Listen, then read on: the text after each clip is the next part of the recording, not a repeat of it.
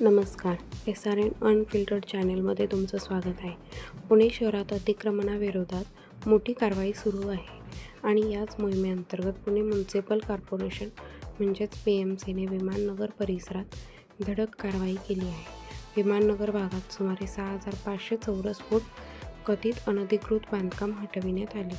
या कारवाईत रामेश्वरम कॅफे परिसरातील काही विस्तारांवर बुलडोझर चालविण्यात आल्याची माहिती समोर येत आहे. मूळ परवानगीच्या जागेबाहेर उभारलेले शेड, वाढीव बसण्याची व्यवस्था तसेच फुटपाथवरील संरचना हटवण्यात आल्या. PMCच्या म्हणण्यानुसार ही कारवाई शहरभर सुरू असलेल्या अतिक्रमण हटाव मोहिमेचा भाग आहे.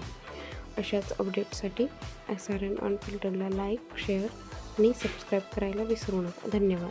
प्रश्न असा आहे की नियम सर्वांसाठी सारखे आहेत का आणि ही कारवाई पुढेही अशीच सुरू राहणार का?